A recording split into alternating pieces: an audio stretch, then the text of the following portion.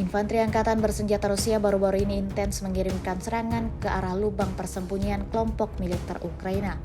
Rekaman yang menampilkan aksi brutal pasukan Putin tersebut ramai beredar di aplikasi perpesanan Telegram pada Senin 18 Maret 2024. Dalam rekaman yang diambil dari arah Zaporozhye tersebut memperlihatkan bagaimana cara kerja tempur brigade dari resimen ke-70 Rusia.